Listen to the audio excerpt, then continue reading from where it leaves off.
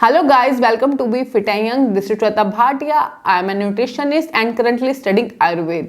Guys बहुत सारी ऐसी अपने आसपास बुजुर्ग आंटी अंकल को देखती हूँ जो कहते हैं मुझसे चला नहीं जाता, मेरी हड्डियों में बहुत दर्द रहता है, उठने बैठने में बहुत ज़्यादा तकलीफ होती है, जकड़न होती है, लगता है हमारे में ना बेटा कैल्शियम की कमी हो गई है। तो हम क्या ऐसा खाएं कि अपनी बॉडी से हम कैल्शियम की कमी दूर करें। और खासकर मेरे पास भी बहुत सारे ऐसे क्वेश्चन आते हैं कि how to deal with calcium, vitamin D3 and other nutritional deficiencies. और खासकर कि हमारे इंडिया में तो हम न्यूट्रिशनल डेफिशिएंसी की तरफ ध्यान ही नहीं देते। जब तक हम बीमार नहीं पड़ते तब तक हम कोई चीज़ का टेस्ट करवाते ही नहीं हैं।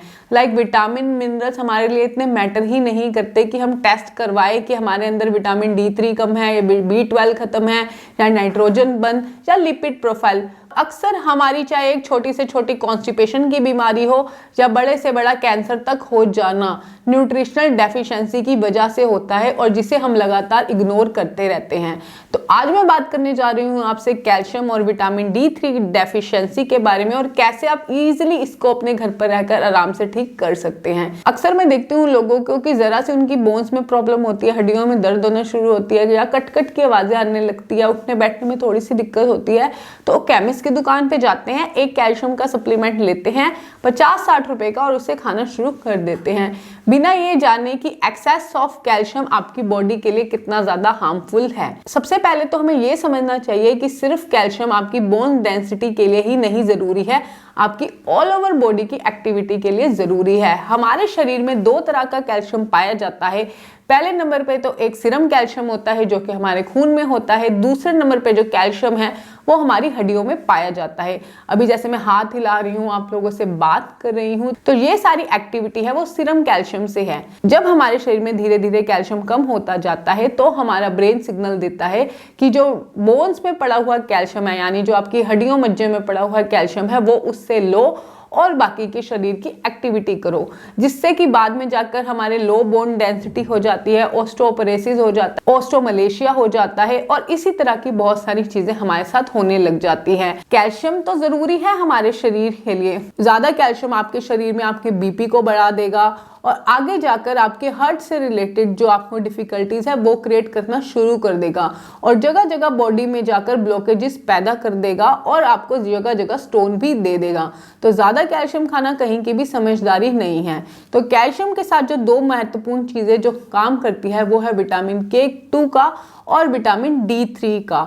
तो ये दोनों चीजें कैल्शियम के साथ बहुत जरूरी हैं। K2 है जो को कैल्शियम को रास्ता बताएगा कि उसने कहाँ जाना है, यानी हमने गोली खा ली, हम उसके बाद वो सीधा जाके हमारे ज़रूरत है कि हमारे कंधे पे काम करे, हमारी कोहनी पे काम करे, वह हमने K2 नहीं खाया तो वो सीधा जाके हमारे शरीर में ऐसे ही बैठ जाएगा, वो काम कर ही नहीं पाएगा। तो विटामिन K2 उसे रास्ता बताता है हमारे शरीर में कि कहाँ उस कैल्शियम की ज़्यादा ज़रूरत है, वहाँ उसको जाना चाहिए। सेकंड नंबर पे अब कैल्शियम खा लिया, K2 भी खा लिया, बट विटामिन D नहीं लिया, तो जो कैल्शियम खाया और उसको रास्ता भी दिखाया K2 ने, बट वो अब्जॉर्ब ही नहीं कर पाएगा।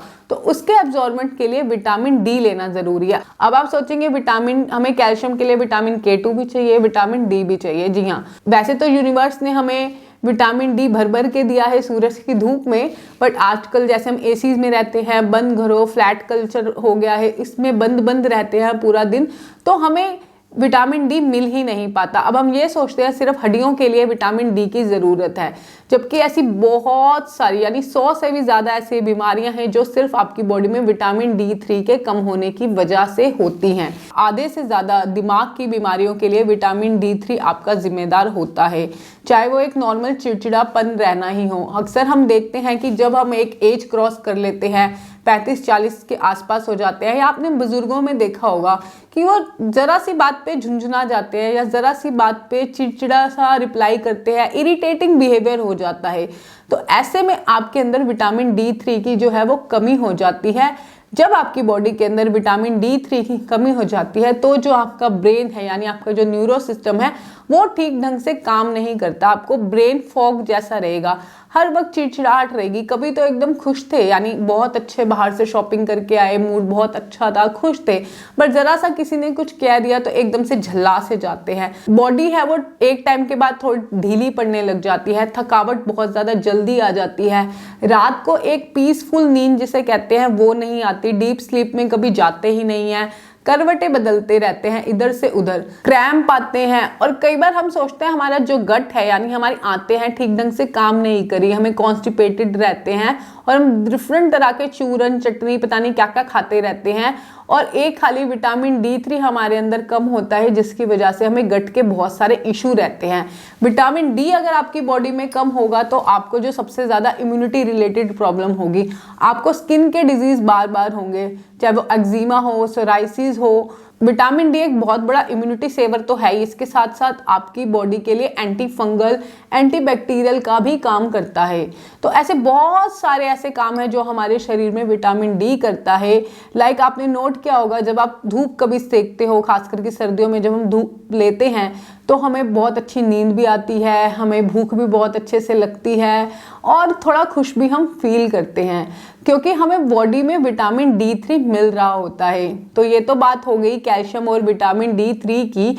अब इनको ले कैसे, हम नेचुरल सोर्स से कैसे इनकी कमी पूरी करें ताकि हमें बाहर के एडिशनल सप्लीमेंट ना लेने पड़े जब तक कि आपकी ब्लड रिपोर्ट में वो बहुत कम लेवल पर ना आए। तो पहले नंबर पे बात करूंगी कि कैल्शियम की। कैल्शियम जितने भी तरह के दूध के प्रोडक्ट यानी कि दूध में, दही में और खास करके चीज में बहुत अच्छे से कैल्शियम पाया जाता है। इसके अलावा सर्दियों में आपने देखा होगा तिल के लड्डू बहुत बनते हैं। जी हाँ, तिल जो होता है सफेद, उसके अंदर कैल्शियम बहुत अच्छे से पाया जाता है। अगर आप तिल, मूंगफली और गुड़ को मिलाकर लड्डू बनाओगे तो आपकी सर्दियों की जितनी भी कैल्शियम की प्रॉब्लम है वो सारी दूर हो जाएगी, आपको नेचुरल विटामिन B12 भी मिलेगा। हरी सब्जियों की बात करें तो ब्रोकली में, केल में, पालक, मशरूम्स में, सैल्मन में और कॉड लिवर ऑयल में भी जो कैल्शियम है पाया जाता है। अब कई लोग चूना सजेस्ट कर देते हैं कैल्शियम के लिए, वो ले तो सकते हैं आप किसी किसी सर्कमस्टांसिस में जैसे आयुर्वेद में बताया गया है, बट लॉन्ग रन में नहीं लेना चाहिए, उसके भी नुकसान होते हैं। सो गाइज अब बात करेंगे विटामिन डी की। विटामिन डी के लिए जो सबसे अच्छा स्रोत है वो है सूरज की धूप, जो कि भर भर के दी है हमें कुदरत ने। और खास करके आपने देखा होगा वो जो जादू था कोई मिल गया मूवी में, कैसे सूरज की धूप लेता था और पावरफुल हो जाता था। तो सूरज की धूप जो है वो लेनी चाहिए, बट उसका एक रूल होता है कि आपके शरीर पे कम से कम वस्त्र हो और सुबह की सूरज की जो हल्की कुनकुनी धूप होती है वो आपको लेनी चाहिए। आपने बचपन में पढ़ा भी होगा कि सूरज की धूप स्किन से हमारी बॉडी के अंदर जाती है और उसके बाद विटामिन डी बनने का प्रोसेस हो जाता है। तो नेचुरल जो नंबर 1 पे सोर्स है वो है सूरज की धूप, आपको लेनी चाहिए। सेकंड नंबर पे आप अगर वो नहीं लेते तो आप सप्लीमेंट्स पे भी जा सकते हो। और K2 की बात करूंगी तो जितनी भी हरी तरीके की सब्जियां होती हैं उसके अंदर K2 भर भर के पाया जाता है। लाइक वो पालक हो गई, ब्रोकली हो गई, आंवला हो गया, कीवी हो गया, या हरा खरबूजा होता है, या पिस्ता हो गया, जितनी भी हरे कलर के फूड होते हैं वो सारे K2 में हाई होते हैं। तो जब भी आप कैल्शियम लो, विटामिन डी लो, K2 लो, तो इन सब के कॉम्बिनेशन को हमेशा अपने माइंड में रखना और जी भरकर खुलकर हरी सब्जियां खाओ, सूरज की धूप लो और इस विंटर सीजन में अपनी कैल्शियम की और अपनी विटामिन D3 की, K2 की सब कमियों को दूर करो और एक हेल्दी लाइफ जियो। तो कैसी लगी ये इन्फॉर्मेशन बताना बिल्कुल मत भूलना। लोगों के साथ ज़्यादा से ज़्यादा शेयर करो ताकि सबकी हेल्प हो सके। अगर मेरे चैनल को सब्सक्राइब नहीं किया है तो अभी कर लो। अब तो मिलते हैं नेक्स्ट वीडियो में किसी अमेजिंग से इन्फॉर्मेशन के साथ। Till then take care, bye bye.